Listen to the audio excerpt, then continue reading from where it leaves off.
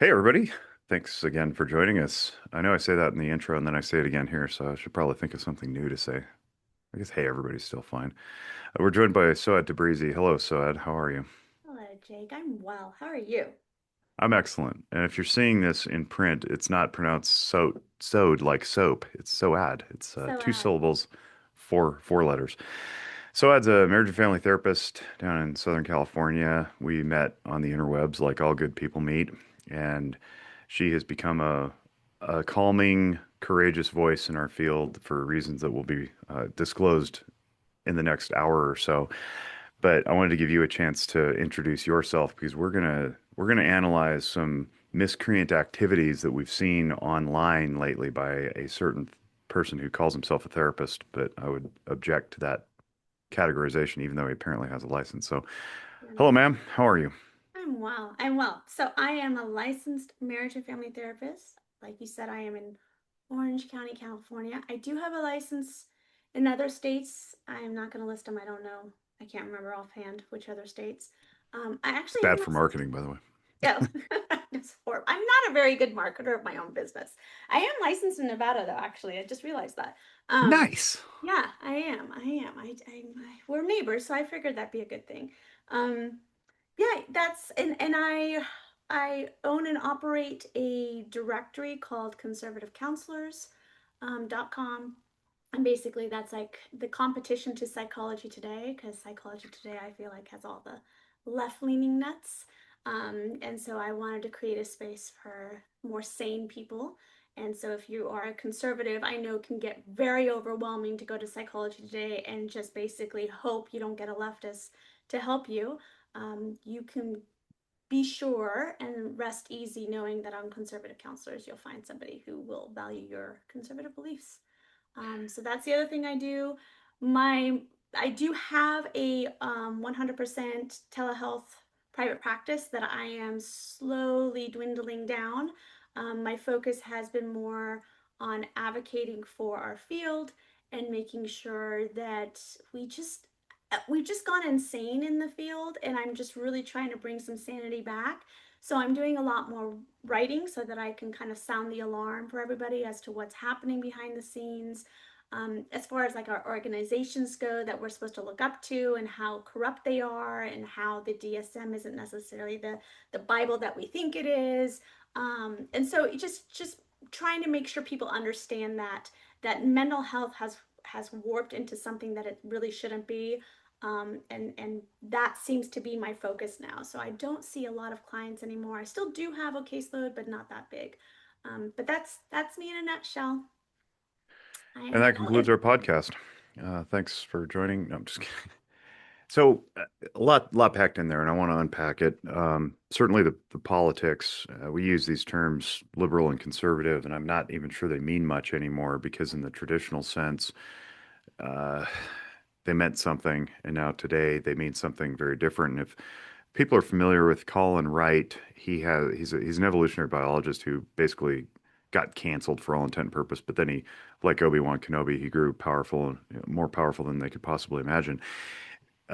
Speaking common sense back into the field of biology and specifically evolutionary biology, and as it relates to lots of things in our field. But he had a comic that he drew back in 2021 where it was little stick figures, and it was like conservative, centrist, liberal, and he's standing next to a person that says, "My fellow liberal," and then the line grows a little longer, and the fellow liberal moves way down the line. He goes, "My fellow liberal." And then the guy pulls the line and the center moves like way too far and he's calling him a name or something. And he's like, "My fellow liberal." So it's illustrative that the left has gone so far left that yeah. everybody who thought of themselves as I'm just a little left of center. I like to advocate for social policies and maybe some taxation and some spending on the downtrodden and and all the traditional left-leaning policies. They have been abandoned by the now we would call them probably just Marxists. They're straight up socialist Marxists who are who are everywhere. And I think that's what's happened to our field, and we have to call it what it is. I was very averse to using the terminologies because it can be very off-putting, but now having become a victim of it, I fancy myself a centrist for most of my life. I like freedom for sure. I like anchoring myself in ethical principles. But now anybody to the right of Mao Zedong, I think, is an alt-right, bigoted fascist or something. So I guess we just have to call it what it is, in order to attract people. So tell us about this conservative counselors, and then I want to get into some of the other stuff about your business workings. Then we'll touch on this therapist guy, because conservative counselors to me, it's like almost makes me cringe because I don't know if I'm going to get proselytized the way that the left is proselytizing us. What's it about? So you actually brought up a great point. I think many prior to I always I say 2016 is kind of when the culture changed because Trump came into office and everyone was like, anytime you vote, if you voted for Trump, um, you're just a horrible human being. And I think that that's when we decided, or I should say the left decided, that there's going to be a line that's going to be even wider between us and them.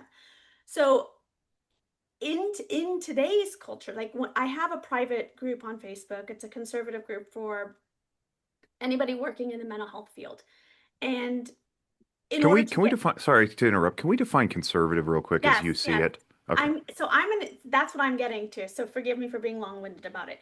But there's conservative politically, and then there's conservative with your values. And there is a distinct difference, I think, and I think the difference came because of what happened in 2016. Conservative politically would probably mean more along the lines of just free market, freedom of speech, second A, 2A rights. What else would be political? We don't necessarily like endless wars. More America first. Not a lot of social advocacy and policies. People kind of build their own. That's why we like the free market and capitalism. That's conservative politically. Less taxes, if we could, no taxes possibly. But conservative values then is more just like man and wife getting married, having the nuclear family intact, a traditional sense of, I don't know, we don't have polyamorous relationships. It seems to be that our conservative values system is more along the lines of what sex is supposed to be and isn't supposed to be. And then obviously a lot more God centered is more on the conservative side. So those are two different because we do have a lot of conservatives who have those values that still vote more leftists. So with my group, we decided that we're going to take in anyone who is conservative politically. And that can align with what we believe in as far as what we're going to vote for. And that actually is libertarians and conservatives, or Republicans if you want to call it, a lot of independents as well. We just don't allow anybody who is just a cutthroat, I'm a leftist. That's that you How, can't how, be. how do you how do you screen for that? Because it seems like it'd be really easy to infiltrate simply by lying on the forum or something like that, right? Yes. So this is the tricky part, and this is where I have to put in a lot of work for $0. It's I go into every single person's profile on Facebook. You have to have a Facebook presence, and I look through all your posts. I look at all your friends. I look at every photo you've put up. I go and I check your name on Google and make sure you're not associated with any leftist propaganda. And then once that happens, and then I get a confirmation from the person themselves that yes, I am a conservative and yes, I am in the mental health profession, so that I have proof that you did say this. And then once that's done, then you can get admitted into the group. So it's a lot of background check. In the beginning, we didn't have that, and exactly what you described happened in the beginning when we started the group was 2020. We did have a lot of leftists get in and who pretended they were conservative. I mean, you still had to be invited, but they pretended. And it was because we weren't really screening anyone. And they took screenshots and they called our employers, they called our boards. Some people did get fired, some people did get let go, some people did get called into the office because of all this doxing that the leftists did. So we did a halt of any new members and we had to go in and clean up the membership that was already there. And since that, we've been okay. We've been safe. It's actually worked out, thank God. In the past 3 days alone, because of exposing our best friend Jeff, I had a lot of people reach out to me saying I'm a conservative and I'm sick of these people calling us monsters, essentially. Can I please join your group? And I had to go through, I think it was 60 plus people, um, every single one of them, and make sure that they are who they say they are, and then let them into the group. But it's important because I want my members to feel safe. Okay, this is a really important topic, and I don't mean to be, I guess, confrontational about it. I'm trying to come at this from a curious mind where I don't know as much as I do. And like you, I'm up to the eyebrows in back and forth political chicanery and people who are just projecting on each other and calling names and drawing lines and throwing labels out and it's nasty and I've been the victim of it. And I'm going to pretend like I don't know that. I'm going to pretend like I'm in the shoes of a consumer who just wants help and maybe listens to this show to learn some stuff, right? Mm-hmm. And maybe they don't know this is going on in our profession. Aren't you doing the same thing that the so-called left is doing when they insulate themselves and mock and make fun and all that stuff? Like, isn't because I'm not a part of the Facebook, I have no idea what goes on in there. Um, I'm curious, are you becoming what you don't like? Yes. And is that a concern? Fair question, and I get asked this all the time. I actually get a lot of pushback from this. Like, you are creating the division. And my answer is yes, I am. I am 100% now at this place of there is no neutrality in our profession anymore. You can't be neutral any longer. And the reason for that is because the left has decided that there's going to be war. And if we are constantly going to play defense and constantly just take the attacks and try to defend ourselves, we are not going to win this battle. So I have now come at this at a very different way. I'm playing offense. I am creating a line because I want to have nothing to do with leftist ideology. I want to make sure that it's very well known that there is a line between us and them, because what they're doing is trying to make us disappear. They're trying so hard to push us out of the whole system so that we no longer, with their favorite word, that we no longer exist in the population. And that is why I was like, no, I'm making a very clear stance that yes, we're conservatives and we're proud to be conservative. And we have to name ourselves as something.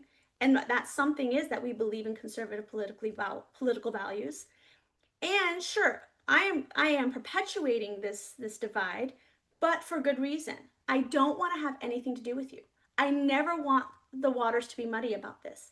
I do not in any which way want you to think that I'm ever going to be okay with a man thinking he's a woman or a woman thinking he's a man. That is not God's design. That is not health. That is actual demented delusion. And we have to call it out as that. So, yes, there is a line, and yes, I am perpetuating it. Yes, I am causing it, and I'm stirring it up even more 100%, and I'm very comfortable with that.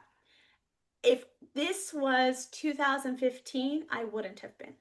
I probably would have been who I was at 2015 as a therapist. It didn't matter. Nothing mattered. It absolutely, politics did not matter whatsoever going into the therapy room. But the left decided that it did.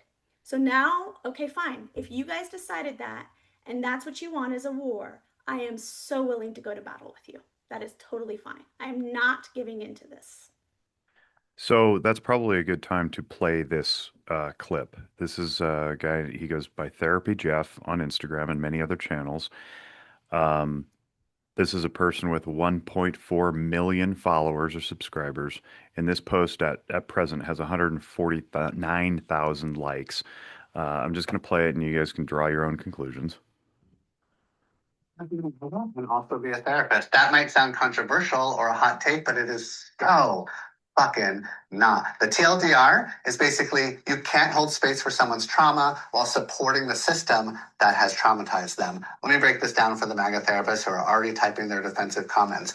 Being a therapist means following an ethical code. Every major mental health organization says you cannot discriminate and you must respect human dignity across all identities. When you support a movement that actively campaigns to erase trans people, rip apart immigrant families, strip away reproductive rights, and roll back civil rights, you are violating your professional ethics. Full stop. And I already know what you're about to say. You're going to say, but Jeff, I can separate my personal beliefs from my professional practice. No, the fuck you can't. You think you can sit with your trans client terrified of losing healthcare when you voted for the people trying to legislate them out of existence? That is gaslighting. You think you can hold space for the undocumented woman having panic attacks about deportation while supporting the administration that wants to make that her reality? You are cool. And don't tell me MAGA therapists only see MAGA clients, so it's fine. That's actually bullshit. Plenty don't advertise their politics and take whoever books with them. But even if they did, you're still providing therapeutic cover for harmful ideologies. That is not ethical. Some of y'all hide behind, I treat everyone with respect regardless of politics, but supporting MAGA isn't a neutral stance like tax policy. It's an active endorsement of harm against specific people based on their identity. This isn't about silencing conservatives. Fiscally conservative? Ew, but fine, I guess. Traditional values? Ick, but you do you. But when your politics actively threaten the safety of marginalized people, many trying to heal from the exact trauma your politics perpetuate, we have a problem. And I know some MAGA therapist is going to say, well, Jeff, you couldn't ethically counsel someone who's MAGA, so that makes you just as bad. Wrong, dude. I can do it better than you. I would challenge the fuck out of those beliefs because that is my job. If you come in spouting rhetoric that harms people, I'm going to explore where that's coming from and how it impacts others. That's actually therapy. You're paying me to challenge you. But a MAGA therapist can't do that with their marginalized clients because they've already decided those clients don't deserve full humanity. Being a therapist means committing to do no harm. MAGA causes harm. It targets harm. It campaigns on harm. You can't pledge to heal people and simultaneously support a movement designed to hurt them. You can't be MAGA and also be. All right. Apologize for all the F-bombs. That's not usually how this program goes, but I needed it in its raw form to communicate what was being communicated there. I would be able to, given the time and the technology, which I don't bother studying, stop that clip at every logical fallacy, every a priori presumption that's false or rooted in misunderstanding or intentional mistruth, and challenge it all. Mm-hmm. I would challenge it through an ethical lens, the ethics apparently to which he references, but I'm not going to. It's so far afield from what we desire as health and healing in this profession that it's just simply not worth my time. What I'd rather do is point out one major contradiction, which is that he believes that he can do what he's accusing the other people of not doing. And, oh, by the way, at the very end, he essentially said his job is to change your mind and align with his politics. That's not therapy. That's coercion. And that's unethical. The problem, as I see it, is that he's got 1.5 million subscribers, and so far that's a week old video, 150,000 likes, 149,000 likes. So there's a whole bunch of people who are in agreement here. And if you look at any of the survey results from our higher ed demographic splits, you know that roughly 85 to 90% of people in the humanities and specifically psychotherapy professions in the higher ed realm are self-identifying as left politically. That's what we're talking about. So we know the culture doesn't split that way. If you look just at the presidential election, which may or may not be a good barometer, roughly half of the country is split on either side, we'll call it. If you only got 10% in academia, what do you think the 90% are doing to the product output, which is the students who graduate, right? So as a result, most of the profession leans left, while not most of the country leans left. We don't need to debate whether or not echo chambers are good or Mm-hmm. what direction we're going. What we have to debate is the statistical reality of this issue and where it is. So let me ask you this, Soad. What are you seeing as raw numbers? You said you had 60 people or so come through just in the last few days that this video went up, and they went, "I've had enough. I need to self opt in because I'm getting openly attacked by hundreds of thousands of people who would ostensibly aligned. And you did comment on that. And then you got attacked because I scrolled the comments. Yes. Um, how many people are in this group, would you say? In the Your Facebook conservative group? group, or the Yeah, Facebook group. the Facebook group. You mean how many people, how many members do I have in that How group? many? Yeah. Sorry. I have about 850 members now. Okay. Have you seen any of the other like-minded, shall we say, pages on social media and how many numbers they have on the other side? From the others, oh, they have 20,000, 40,000, insane Tens numbers. of thousands. Yeah. So I'm teeing this up intentionally because if the listening audience, the alleged, neutral, disinterested third party who I described before is listening, going, "Holy cow, that doesn't seem fair." I don't know about fairness, but if you're just somebody who wants therapy and doesn't want to be proselytized, I don't know if you're going to have a good luck scrolling psychologytoday.com. Right. Um, so this is why conservative therapists exist, or conservative counselors, I should say. Exactly. And again, it's to defend myself here, it's why I find it important that we can't be neutral. So I'm going to liken it to this. I'm Years going to ago, argue with you in a moment on that, by the way, but that's fine. go on. That's fine. That's fine. And I appreciate that you do, because it's fair. It's there are a lot of people that feel this the way you do. I liken it to this. So years ago, when we decided that we were going to bring same-sex marriage to the table and say that we should allow them to get married, many of us conservatives said, "Don't do that." Not because we don't love gays, but it opens the door.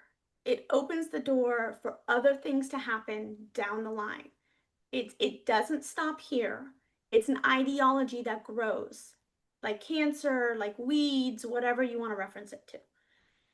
And we did. We allowed it, and now here we are with this whole trans cult, mutilating our children, telling babies that they can make their own decisions on whether they're going to be a boy or a girl or nothing at all.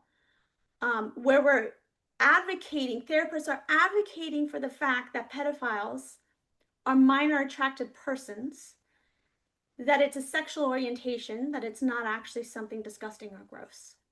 That all came from allowing men and women to, or excuse me, men and men or women and women to get married. That's where the door opened. And the same thing happened with just neutrality in therapy.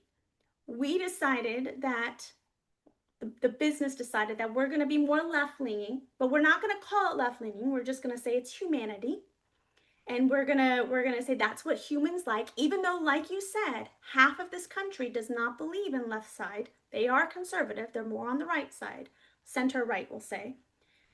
That we're going to then adopt this whole ideology, and then we're going to stay neutral about it. All the while, what they were doing was basically indoctrinating us with leftist policies, leftist values, leftist beliefs, to the point that now we're here, where they're verbally out loud just saying, "Screw you, MAGA, you don't belong." And that's from being neutral. That's from saying, you know what, we're just not going to talk about the existence of actual God. We're not going to talk about the existence of actual biology. We're not going to actually talk about the fact that delusions are delusions and they're sick, and we need to actually help the person live in an objective reality and not accept that subjective reality is their truth or my truth or whatever truth. That's what happened from being neutral. And so, again, that's why I think that, okay, done with being neutral. I can't do this anymore. I have to have a firm stance.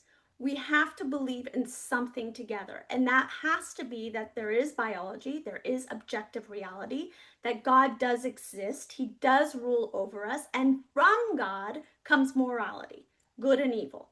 And that's how we base humanity from, is from our Creator. Again, why I have that strong line. I am very against at this point of being neutral, because neutral got us to Jeff, and I don't want to stay there anymore. I My argument is not for neutrality. My argument is for I think, an anchored principle in reality. Mm-hmm. And reality is slowly being inverted by all the things that you just listed off. and more. And you mentioned delusions, for example. Delusions are still a disorder in the book. Now, what a lot of the leftist thinking, from my view, is trying to do is uproot the anchored principles even in the book. They're trying to rewrite the book, and by the book I mean the DSM, the Diagnostic and Statistical Manual of Mental Disorders. Because if you can rewrite the book and diagnostics, then people who exhibit these character traits that are at odds with greater society and culture are simply not illnesses anymore. They're character traits, they're identities, if you will. So pedophilia is no longer an illness to be cured because it's predatory and perpetrates harm upon children who should be protected and have been traditionally in all societies across time, with notable exceptions. Now they're just simply expressing their own identity as minor attracted persons, and you're not allowed to go after them because they basically, I guess, wrap themselves in a self-identified protected class. And if they can align with law, then they are protected. And you can't fire somebody for perping on a kid anymore. You can't even arrest them, right? Because hey, it's just them being them. You definitely won't label them with an illness if the DSM-6 comes out and says pedophilia is not a thing anymore. That's just one. What we're really looking at here, I think, is postmodernism taken way too far, and it's eroding reality because that's what postmodernism does. Postmodernism asserts that nothing is real, everything is a construct, and if you have constructs of constructs, then you are the creator of your own reality. This is why we get things like social construct as defense for gender identification. Gender is a social construct, therefore you can just make it however you want, and nobody's allowed to tell you no. Me, I go back to the book and I go, well, you're in distress. What do you want to do about that distress? If you want me to just smile and nod and affirm, well, that's not my job as a therapist. You're asking for me and my white coat or my post-nominal letters to rubber stamp you into some medicalization. And so there's a lot of this buck passing. If you want me to help you heal, I will go with the least intrusive method possible first, because that's good and ordained by not only state statute through Medicaid programs, but also our code of ethics. We don't leapfrog straight to the most intrusive method. But if the leftist thinkers, as we just listened to, can rewrite standards to fit their needs or just eliminate standards altogether because, hey, just make it up as you go, then what ends up happening is we get a bunch of people who are gods of their own world and their own universe. And there's no subordination or submission to a larger motif, like ethical codes, like rules and laws, like best practice. And I think, honestly, as I ice this cake and hand it back over to you, I think that's why in colleges and universities, we just don't hear about psychodynamic function anymore either. We don't hear about psychodynamic or psychoanalytic modalities because psychoanalytic modalities presume that the core of a person isn't reality. They presume that it may nudge you toward making decisions, it influences how you behave, but your inner sense of self, so to speak, is not reality. It may be a calling to do something. It may be your divine creation. But I'm old enough to remember when we were trained that we help people's minds match reality, not Mm-hmm. the other way around. Right. So you can't do that with CBT. CBT just says modify some behaviors until you get it the way you want. Well, that's still very self-centered. So I guess that's why we're seeing this culture of cluster B across the board. You got a bunch of narcissists running around telling people that they have to genuflect to whatever they've invented because they can construct it because that's what they've been told their whole lives. There is no reality. There's no accountability. What do you Well, think? well, even in the our Bible, the DSM, I wrote an article about this a little while back. The DSM, I think it should not be a Bible. It should not, it should be totally and completely torn apart, and we need to redo the whole thing. That's my opinion, my You're not professional. alone in that. Mark L. Ruffalo says the same thing, and he was on this show a while back saying exactly that, that we have a crisis of comorbidity, and it was created by DSM-3, which was heavily influenced by managed care. They wanted to make sure that they could essentially identify the illnesses beginning, middle, and end so they could stop paying. And I agree with him on that. Yes, And I think as a principle, you should exit care at some point if it's a medical illness. If it's not, that's a different conversation for which right. we don't need a book, right? Right. So, And yes, go okay, on. so the book, how is that even created? How that's created is from committees. the APA gets together and they get volunteers to be in this committee, and this committee is broken in part into 12, I think it is, subcommittees. And there's therapists, psychologists, very few psychiatrists, but mainly it's therapists in these subcommittees. And what do? They get together and take parts of the DSM. One committee is in charge of anxiety disorders, one is in charge of depressive disorders, and so forth and so on. And they decide together what are going to actually be the diagnoses and what's going to be the criteria for those diagnoses. Not from any empirical evidence, not from research, not from biology, from these therapists' experiences in the therapy room. That is the basis for what's going to be in the DSM. That is the most ludicrous thing I have ever heard in my life, that we are actually basing medical advice on a bunch of hippies that got together and decided their experience with their client is what's going to be Bible for us. Again, no research. They don't come in and say, this is what the science says, this is what the research says. They just say, well, in my experience, this is what I've seen with my clients. So why don't we say this criteria as well should be in there? That is why we also got rid of the spectrum with autistic disorder, is because so many people were saying, well, are these people really born wrong?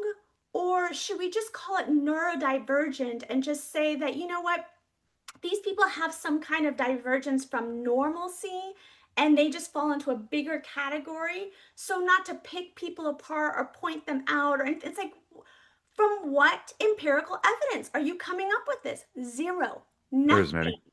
Nothing. It was just the experience at the end. What was the experience? My poor clients feels like there's something wrong with them. So there's nothing wrong with being born this way, because obviously a lot of people believe that with autism you're just born this way. I am not of that place. I believe that you get autism afterwards, or from in vitro from your mom because she's gotten some kind of vaccine or some Tylenol or whatever else. There was a medical intervention in some way for your child to be born that way. But otherwise, you usually get it after being born from medical interventions. But they believe, like, no, that's not the case, that it's because that's how God designed them. And so we need to not make them feel bad about being born like this. So we're just going to call everybody neurodivergent now.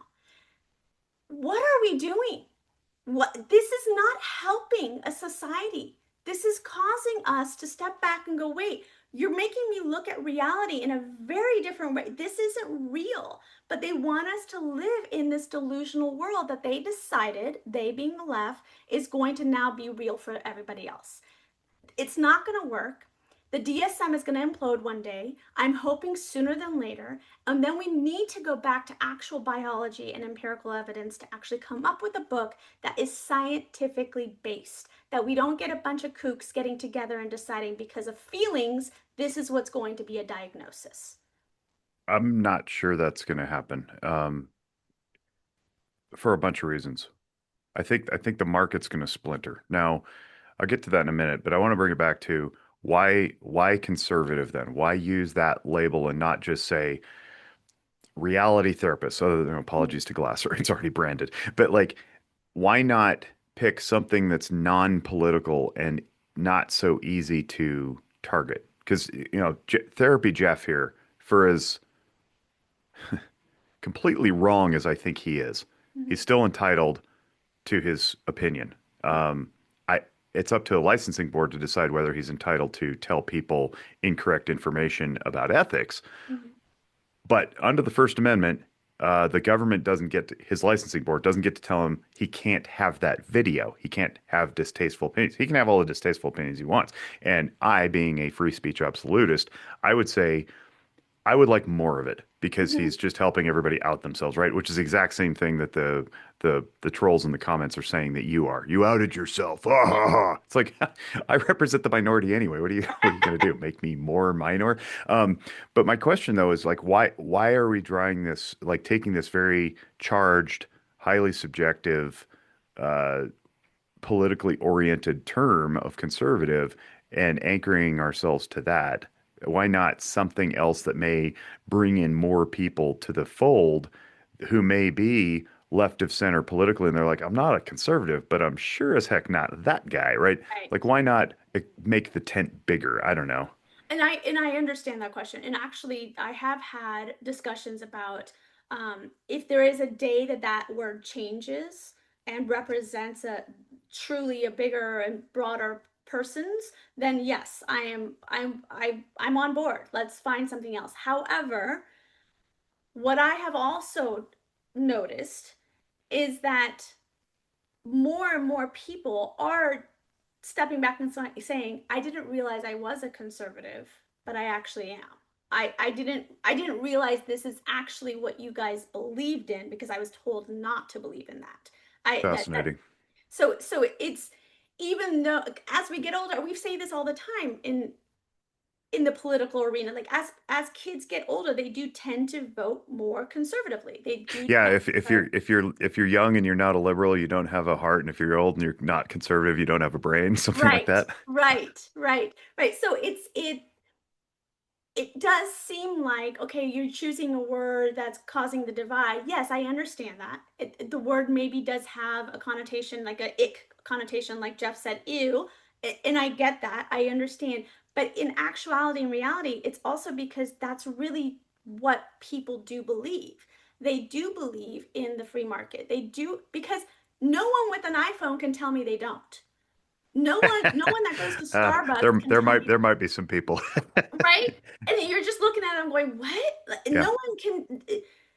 So it's really that they just don't understand what political conservatively means. I don't think they actually get it. I think what they've done is just associated it with Trump at this moment. It's like, that's sure Trump was a leader for a while, like he was a breath of fresh air for a little while, but it was the start of a movement, sure. But no, what we actually believe is in the Constitution and free market and free speech. I am someone who believes hate speech is free speech. I think you are allowed to hate me, Jeff. Hate me all you want. Make all your videos. No one can strip your license away except for a client that you've harmed and the client decides to call your board and report you. Yeah. That's how your license gets taken away. Other than that, be free. You have that right. That's conservative. That is not leftist liberal. They actually want us to be in a more fascist kind of society where they tell us what we're supposed to do and what we're supposed to believe. 2020 showed us that. 2020 was when we all saw what leftism really is. And so again, even though I get it, I understand the words a little like but it's actually the truth. I just don't think people understand that they are more conservative than not when it comes to policy. If I'm trying to figure out how to frame this next question, um, it has to do with whether or not you're concerned, and if you are, then how do you prepare for it? And if you're not, why not? But let's take at face value that the rabid, mouth frothing, arm flapping clinicians like the Jeffs of the world, and there are many. I've seen screenshots of some of these Facebook groups. It's disgusting. They're essentially espousing what they claim to be fighting, right? Um, rules for thee, not for me. Mhm. But let's pretend that there's a bunch of them out there, and that it's so pervasive that you, by simple vote power alone, don't stand a chance if it comes down to a vote with your own licensing board, and they decide that you're a problem, and they complain about you because you are harming people. And I've experienced some of these conversations in the past, not in recent history, but prior to all the craziness. I actually had an intern who said that me challenging her ideas about therapy was tantamount to harm because it was causing discomfort. And discomfort equals harm, harm equals unethical, unethical equals Jake shouldn't have a license and definitely shouldn't be supervising. Eventually, I helped her see why that was important because growth and development only occur through disequilibrium, and that's sometimes uncomfortable, but it's not harm. Um, but if that happens and they accuse you of harm, because I've seen this before too, where randos, and in some states like Oregon and Arizona, Anonymous complaints can be fielded by the board. They claim that you're perpetrating harm on future clients. It's like unrealized gains. Right. Right. You're perpetrating harm by simply existing and openly stating that you're a MAGA therapist, whatever MAGA even means anymore, because that's another Right. term that's been completely eroded, slash hijacked, slash invalidated by the very people who formed it. Um, Exactly. what then? What's your defense, or do you care? How does I hate to, one, yeah. you're shepherding this crew, right? Like, how Right. would you Right. advise them to prepare for such an attack? Other than 1A, bitch. I can say whatever I want. You.gov don't get to tell me I can't. Okay, so a few things on that. One, I tell my members, do what you're first of all, do what you're most comfortable with. If you are not comfortable in being as vocal as me, don't. Please don't. Because it takes a certain oomph to be able to do it. And if you don't feel like you have it, and if it's going to cause you distress, and you're going to be anxious, and going to harm you in your day-to-day life, please don't. Don't do it. There's plenty of us that will. Isn't that That's number one. capitulation though? I mean, Pardon? I know what you're saying, but isn't there a meta message there of like just keep your head down, don't cause problems? Isn't that They're essentially not. playing along? I don't want them to do something they're not equipped to do. And so then that That's leads me fair. to That's so fair. that leads me to the next part. If you are that person, what am I not doing for you to make you feel equipped? What is it that you need from me in order to support you so that you have a voice? Then Right. that would be the next step. Because I do want them to, but I'm not going to force them into something that they're like, I'm just too scared. It's like, okay, if you're too scared, I get it. What else can I give you? And that's one of the reasons why I always tell everybody in the group, or anyone, any conservative who's out there, um, for the sake of the word, anybody who's not a leftist progressive who's out there, you can go to my website and plagiarize anything you want from it and use those words in any which way to put it on your website or to speak to other people. I have no problems with that. This isn't about me. This is about our profession and about people who are conservatives in the profession who need support. So, by all means, anytime I say something, write something, copy and paste it verbatim and use it for yourself. You have permission to do that. So that's one thing I say to the group. Then it's, for those of us that are vocal and loud, I remind them, remember that the only way, if the board is actually functioning like a board, the only way they can actually take your license away is if you have done harm to a client. There has not been yet a case where it's, in the future you could. We haven't seen that yet. I say yet because I'm sure that Upheld, you mean? Yeah. It's been yes, accused many times. Yeah. correct, correct. It's been accused 100 times. It's been accused with me 100 And, times. and if you're listening and you're a fledgling clinician, because I know I have some of those over the years, the whole testimony affidavit thing to your insurance carrier for claims, if somebody has lodged a complaint against you, it's only if it's substantiated. Mhm. It's not if it's filed. Anybody can file, Right. right? So, and then it's up to the board to decide whether or not, and you have rights of appeal all the way Yes. through district court, usually through judicial review. So it's only if it's substantiated and you either plea down, which is something called a consent decree in administrative law, or you're essentially convicted and then they slap you anyway in spite of your protestations. That's the only time you have to go report back to your board, to your insurance company or any other state boards. So don't don't be afraid of the complaint. The complaint can come any time, right? Don't be afraid of that.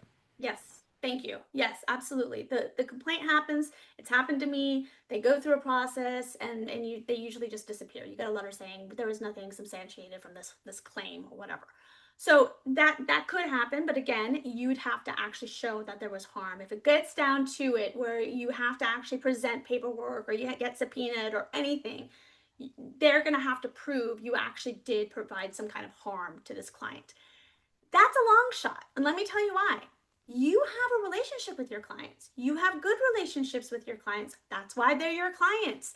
They trust you, they believe in you.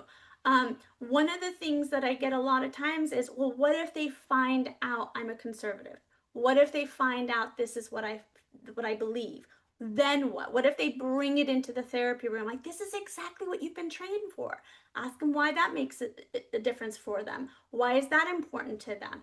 And discuss that with them. What does that mean for them? And then give them the option. If they are uncomfortable with continuing treatment because you are of this person, sure, no problem. I'll give you referrals with people that I know that don't align with my values and beliefs. Be open to the fact that they can fire you. I think that's something that therapists have a problem with. I don't want my client to fire me. Let them fire you. What we do as therapists, and a lot of people don't see this, but we really have to be honest with ourselves. We get into this profession, I would say a good 90% of us get into this profession because of ego, because it feels good to save someone's life. Patrick And it, Lockwood would definitely agree with you. and so because of that, the audacity of someone firing you is too difficult. I'm perfect for you. What do you mean? I've done everything I can to save your life. It's like, no, let them fire you. Let them say that I'm just not comfortable. Don't fight that. Sure, I understand why you would be uncomfortable. I get it 100%. And here's some great referrals for you to go to. So just getting them to recognize and see that if it does happen in the room where the client recognizes who they are as a conservative, that's fine, that's okay. Don't get defensive, and then give them the option to move on. That's allowed. That is very much allowed. That causes less harm than if you fight with them to stay. So again, remember, we are not trying to cause this person harm. If they are in distress because you are MAGA, let them go. It's fine. Please don't cause them any more distress. Then there's the part of just me personally. If I get called in for whatever reason, honestly, I fucking welcome it. Let me tell you, I it's a sickness that I have. And forgive me for the cuss word, but that's just how I feel. I have this sickness right now where I'm like, please do. And the reason why is because I am ready to go to a lawyer and say, let's fight this, because I want it all out. I want their hypocrisy out in the open. I want them to actually have to come to court and say everything that they've said about me in public on court records so that my lawyers can say, but what about you? What about your gaslighting? What is it that you've done to cause the same harm she has? I want it all in the open. I want the judges to see that it's actually the left that's worse than I could ever be. So please, by all means, if you are just thinking about taking me to court for anything, I welcome it. It's completely fine. I have no problems going into battle with this, and I already know who I will call when that day comes. They're on my website just in case anybody wants to find them. They're a great team. This is a, a lot to do with marketing too, right? So here in Northern Nevada, it's no secret to anybody that I align very closely with the firearms community. I'm a concealed carrying therapist. There's not a lot of us who will stick our neck out and say that because it's hard to come out of the closet with peer colleagues who look askance upon gun owning people broadly, but also gun owning therapists. So um, I made a conscientious decision that when I started working with Walk the Talk America, to be out and vocal and open about how I support the firearms community and all firearms owners across multiple professions and disciplines and hobbies and interests was for their benefit, because I knew nobody else would be welcoming to that, right? So a little bit of that was marketing to say if you're scrolling blindly through the yellow pages, so to speak, and you can't distinguish among clinicians who might reject your occupation, hobby, simply because you have something to do with guns. You don't have to worry about that with me, right? That's basically the meta message. Um, in Northern Nevada, I think probably 8 or 8.5 out of 10 people own firearms, and nationally, it's 42 to 47% either own a gun or live with one. So we're way above that number. But compared to the number of therapists who could be trusted with that information and not pick up the phone and call CPS because, shooting with your kids is anxiety reducing, I thought it was a calculated decision given the breadth of the demographic and the sheer volume of people that would probably trust me if I were loud and out about it. Essentially, that's what you're doing, right? You're making space for people who simply have a stigma probably already against our profession because mental health is what it is. And as much as we like to think the needle has moved from nobody talks about mental illness to everybody needs a therapist, that's not accurate all the time. There's still people who are just like, I don't want to admit that I have a problem. I don't want my boss to find out, right? Whatever it is. If you can advertise yourself as a quote unquote conservative counselor, the skittish conservative, and I'm picturing typical white male in his 40s, right? May be more likely to go there because at least he doesn't have to worry about being shamed for the Trump sticker on his car, right? There's how much of that plays in. I know a lot of it is ethically responsible simply because I think the culture of psychotherapy is rooted in truth and accuracy. That's all Freud ever said. He's like, all he ever wanted was people to know the truth. Um, and we've abandoned that. But how much of it is just advertising, good marketing? Absolutely. The one of the things that's always said whenever someone reaches out from either conservative counselors or they see me on social media, they immediately say, I feel safer with you because of my political views. I know that you won't attack me for voting for Trump. And I Jeff won't also, hear that. Jeff and his crew can't hear that because they think they've taken the moral high position right, and it's immutable. right, right. So much for openness, I And guess. off the bat, the client is wrong and I've got to change their ideology. I've got to challenge that client so that they no longer believe what they just believed.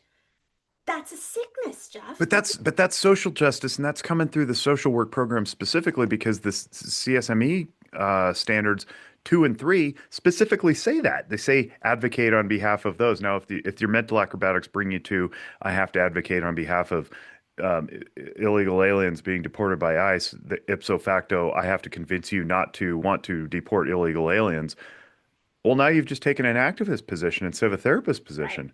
So right, it is actually aligned with their standards. That's the wild part. That's crazy. that's what I meant about rewriting things. Right, Sorry, right. I totally interrupted you No, there. it's fine. It's fine. You're absolutely right about that. And what's crazy is, for instance, I think they really believe. First of all, because of the way I advertise, no trans person is probably going to come ever see me, because they're going to immediately see my that I'm a conservative, and they're just going to make assumptions like, oh, she wants me, eliminated, that I don't exist. That's fine. Which That's is really okay. too bad because that's not true. Not true. So let's say there's one that's like, I want to try it. Why not? What's the difference? Let me see what it's like. And they come and see me. My God, I could never imagine sitting there and being like, I'm going to change you. That's what I like. What Right? I would do instead is like, what does it feel like living in a world that you feel like doesn't accept you? What's that like? Talk to me about that. What is it like living in a world where there are boundaries to laws, that there are, rules to biology? What's that like for you to live in this world like that, and getting them to explore what they need to do in order to live in a world that does have people who hate them? That's what I would spend time doing. But sitting there and being like, my agenda is to get them to all of a sudden understand that their transness is not right. You have to change that somehow. Maybe their choice is, no, I don't want to change it. I want to actually stay trans. I know that it's delusional, but I want to stay this way. Great, fine. So how are we going to live this world with you making that decision? That's all. That's what we're going to do without having to change everyone around you. How are you going to adjust? Because the person in the room is the person in the room, not the rest of the world. I'm not here as their therapist. I'm not the world's therapist. I am the therapist of the person in the room. So, what are you going to do to adapt to this world? But that's not what Jeff sees. Jeff's mission is advocacy. I've got to change the world. Well, I think Jeff mentioned is Jeff. I don't know that I mean, This is just true. looking at his website and This the is stuff true. that he's selling, it's not therapy. It's Jeff, right? So, Very much.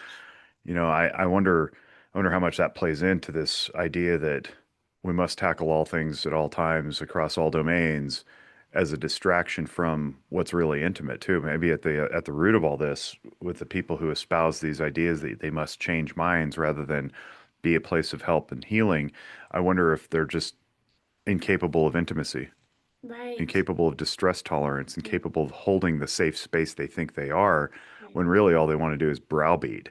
Mm-hmm. Um, because that's an abuse of the power dynamic as far as I'm concerned. We have a power differential by virtue of people seeking our help. And if we are not aware of that, we are likely to exploit it. To quote my good friend and mentor Christian Conti, take a drink if you're playing along. Um, We actually have some. and and if yeah, there you go. It looks like gin. I wish water. I'm boring. Jen comes at It's 5. Friday. Yeah. Um, I got a zip fizz in mine. But Nice. the idea is that what I'm seeing out here on these angry, rageful, condescending, blind spot advertising social posts is exactly that. It's an exploitation of the power dynamic whereby the therapists who are screeching and raging think it's their job to change minds rather than see where the person wants to go, right? Right. It's so opposite everything that this field has been about for since its inception, and it's only happened 5 minutes ago. Right. That's the crazy thing. I mean, Right. it's been a slow erosion, I guess you could argue, from like probably the mid 80s. Hmm. Um, but man, oh man, have we become unmoored real quick. Yes. Um, Yeah. and I hope that the way to get it back is just having more conversations like this and inviting people in. And, you know, I, I appreciate why you want to draw sharp lines. I particularly don't. Hmm. That's not my style. I also don't like labels, so I don't particularly like calling myself conservative or liberal or centrist or libertarian, because I'm all of those things on any given topic. And people are going to project onto me whatever they want to project onto me, and that's okay by me. I'm not attached to that because I'm not who you need me to be. I know who I am. And it's fluid and it's ever evolving, and I'm a divine creature with infinite capacity. So I would have no problem signing up for conservative counselors because I know I fall into that camp more often than I don't. But I also have no problem going and hanging out at liberal gun owners Right. because I espouse some of those beliefs too, and I can swim in both waters. Um, it's just I don't know what the answer is. I really don't, other than just an appeal to sanity and trusting that most people, like the broader portion of the distribution curve, however it's tilted, I Yeah. think most people need truth and honesty. They need structure. They want direction and I don't know, a belief that they Hmm. can accomplish things. I think that the market will eventually decide who's right. And Yeah. similar with AI, I think eventually people are going to get tired of the artifice of AI. Yeah. They're just going to wear out. Our Yep. souls, our minds aren't evolved to absorb that kind of stuff. And I think a similar analogy is true in this super leftist hyperbole that's coming through our profession. People are just going to wear out because it's artificial. Right. It's just not it's contrived. Right. It takes Soulless. too much Yeah. energy to Yeah. exist in that space. Absolutely.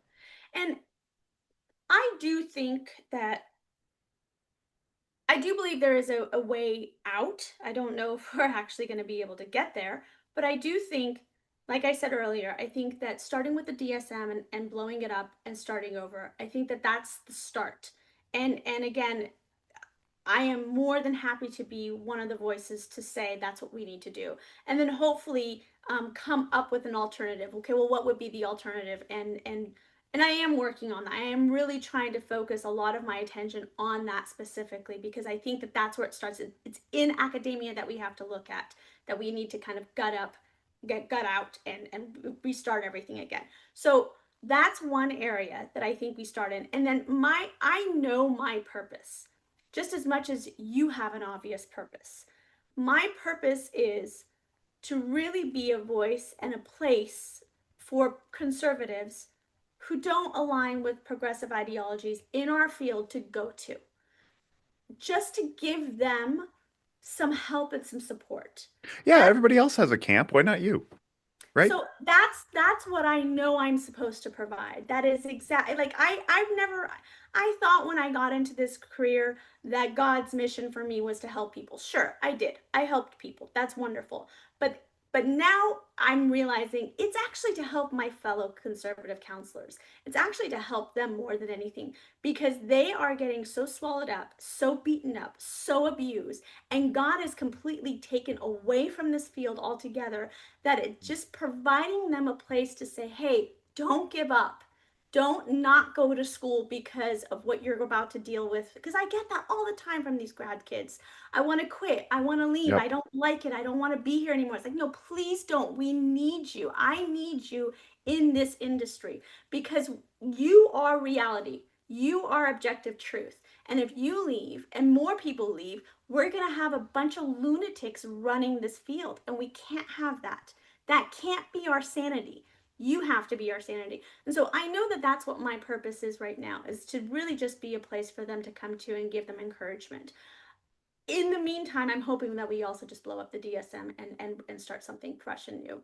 How that's all going to turn out, maybe I'll never see it in my lifetime, but I'm hoping at least we're paving the way as we go. That's what I'm hoping for.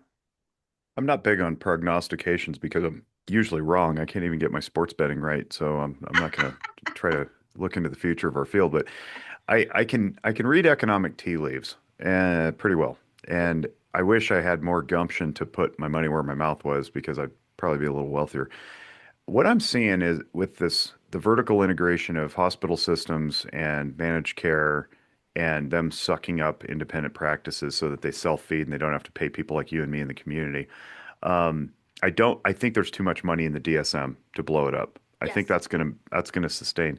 I think it's admirable that you want to continue in this profession and try to fix it in its current form and fashion.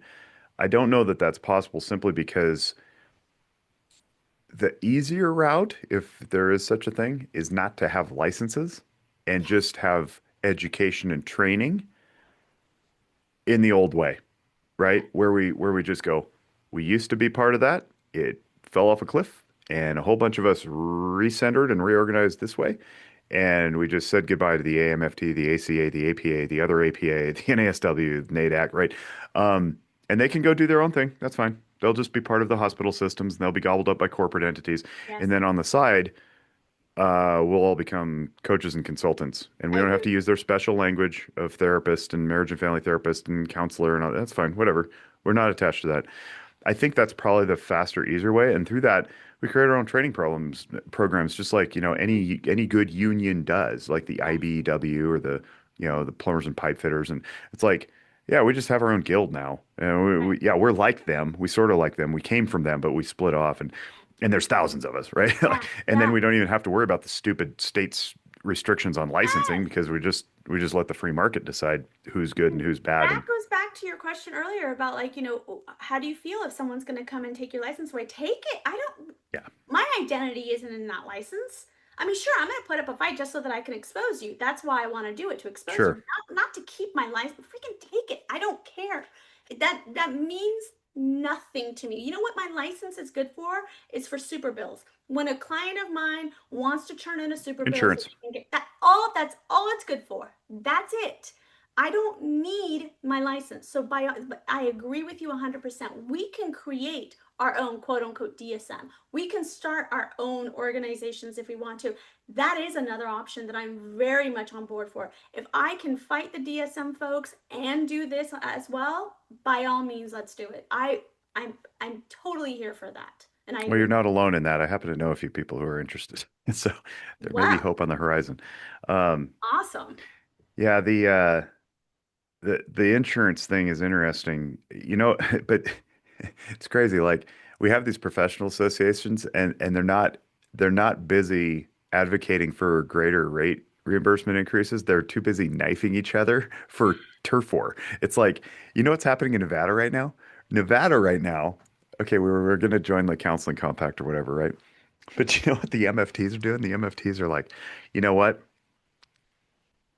We're not going to let you in unless if you're a CPC, well, they call them CPCs here because LPC was too good or something. Okay.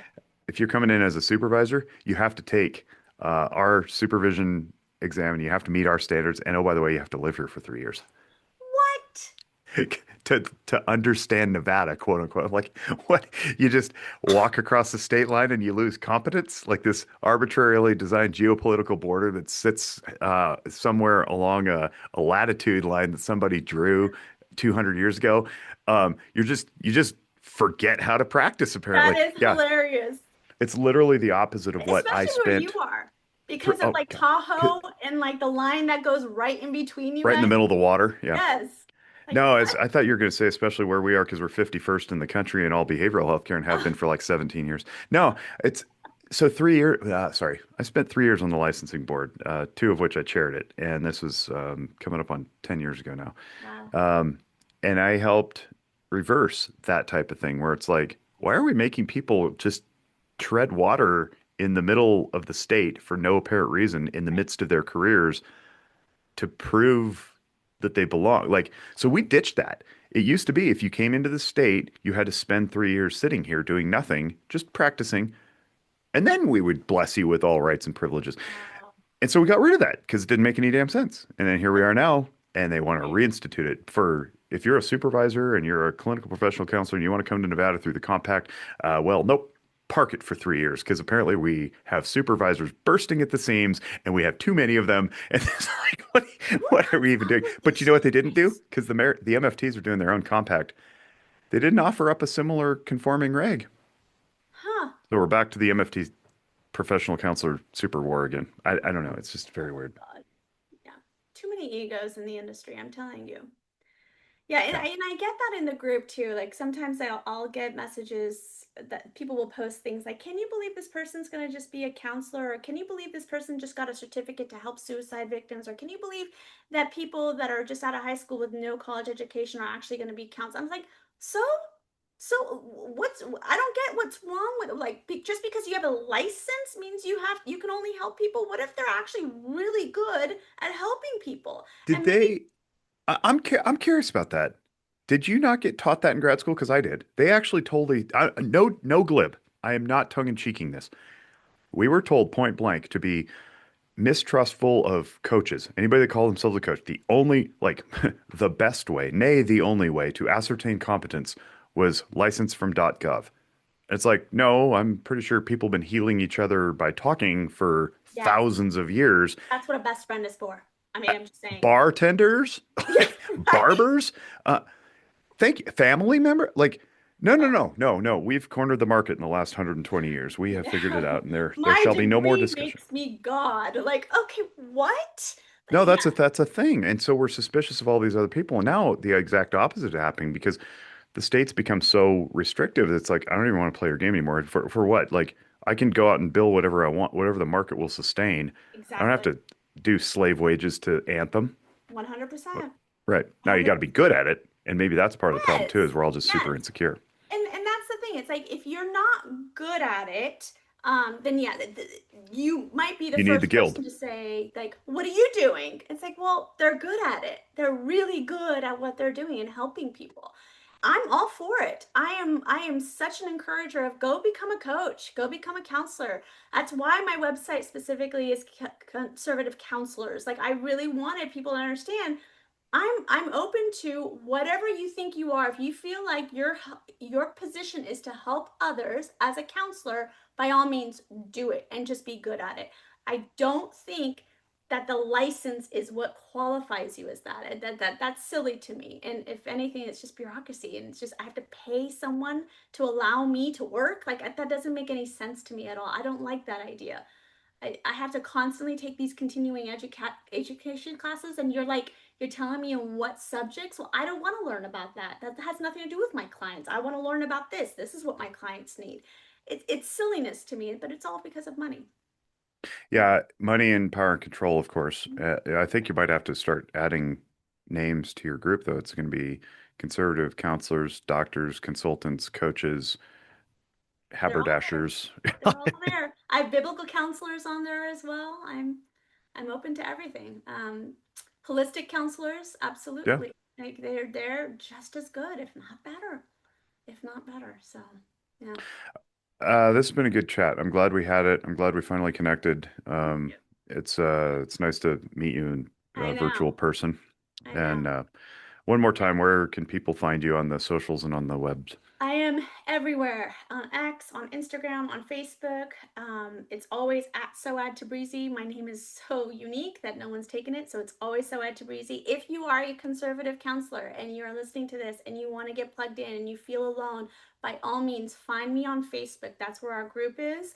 And you can send me a DM and say, please help. I'm out here in the waters by myself. I will come and rescue you and put you into our group and get you plugged in. There is an initiation process, as you heard. I do have to make sure you are actually who you say you are. And then I bring you on board.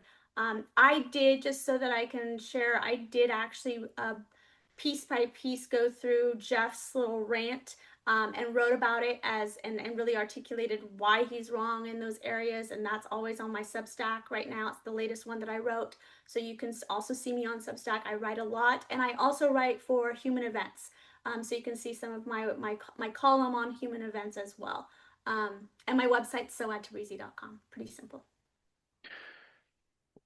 Maybe one last thing. Yeah. How did you become conservative? Why are you gay? No, how did you become conservative? What was this thing? When did this Okay. happen? Has it always been there? What's the story? So let me take a second here. I in I was born in Iran. I came here when I was 2, right before the revolution. I came here in 78. The revolution happened. We became citizens the legal way. We got our green card, and then we I became a citizen after my parents, because my parents became a citizen after I turned 18. So I had to go and do citizenship myself. I never really understood. God, this is an interesting story actually. I never really cared about citizenship until there was a year, I think it was when George Bush was running, and I was complaining to a friend of mine about politics. And she looked at me and she said, well, did you vote? And I said, no. She's like, well, then shut up. You have no right to talk. I was like, ah. And I had nothing to say to that. I had no rebuttal because she was right. Like, you're absolutely right. I have no place of business to talk. So that's what then made me go, I need to go get my citizenship. This is ridiculous. I live in this country. I need to vote. And at that time in my life, it was my early 20s, I had converted to Christianity. And so because of that, I was already really, I felt more on the conservative side, because being a Christian, abortion's murder. So it was kind of like, and that's really the big difference between Democrats and Republicans back then. This is prior. This is 2011 era time, 2001 time. Sorry, 9/11 time. And so that's really what distinguished if you were a Republican or a Democrat. And so I was like, well, I'm a Christian. I don't believe in abortion, so I guess I vote Republican. And so I've always voted right. It wasn't until after my first vote, which was for Bush, that I started going, okay, well, maybe if I'm voting a certain way, I kind of need to understand certain things. And I just started gradually listening to more politics and understanding it. And I've always really just been more conservative leaning, because I've always believed that we should keep our money, that what are we getting constantly taxed for. And I think that that came from watching my dad. He owns his own business, and he would always complain about that. He would always be like, God, all this money is going to the taxes. I don't understand why. And I didn't understand why. um, Prior to me becoming a citizen, also affirmative action happened in California. And I remember I had a very close Black friend of mine, and he was so excited about it, and because he was going to get certain things because of affirmative action that I wasn't going to get. And I was like, well, wait a minute, why are you getting privileged and I'm not? That doesn't make sense to me. And he would try to explain that it was slavery. I'm like, but you're not a slave. I don't understand. And so things like that just made me go, this doesn't make sense. Why do you get a leg up? I'm a minority too. Why aren't I getting a leg up? And so little things like that. And then gradually, I think into my early 30s, that's when I really became gun ho, like really just started being like, no, there is something not okay with how leftists think. I don't agree. Obama was a nightmare for me. I never understood what really, what really pissed me off, Jake? This is what really pissed me off. I was in grad school, at like I said, a seminary for grad school. And Obama was running and he won. And I remember everyone in my class crying. I assumed because he won.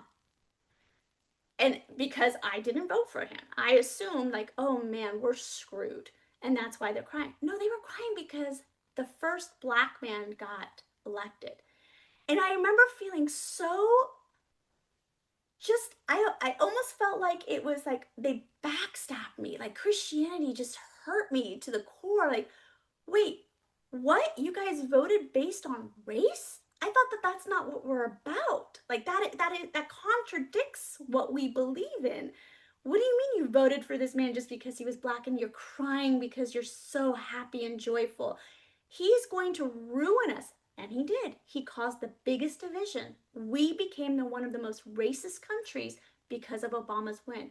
And that's when I really was like, yes, something's wrong. We're not doing something right here.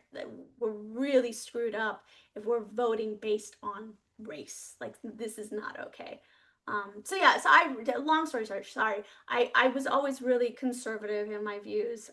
I never really I did liberal things. I was crazy when I was a child. I partied, I had fun, and um, but I think that's just being a kid. That has nothing. I didn't understand worldview at 16, 17 years old.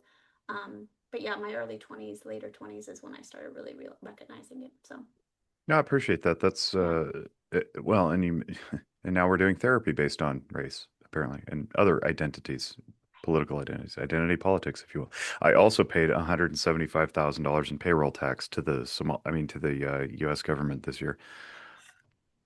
Probably didn't all go to Minneapolis. Probably some of it went to you're right. It's Kiev, fine but to pay Ilhan Omar, who got sprayed with what was it, salad dressing the other day? some stinky chemical I heard. Yeah, Well, or to Putin or we call her Ukraine, or Elon we're Smollett funding from both sides, I think. God, horrible. I Yeah. can't. Yeah. Well, thanks for that. I Thank you. appreciate your time and appreciate you explaining everything the way that you did, and I appreciate the opportunity to take down somebody who clearly presents as not a great option for counseling or therapy, openly blasting other people as though that's how counseling should be. Yeah, It's not right. So, thanks for being a I sane appreciate voice in the field, and we'll probably see you again soon. it. On Absolutely. behalf of our Zephyr Wellness family and the Naganose family that makes all this happen, we wish you all great mental wellness. Bye bye.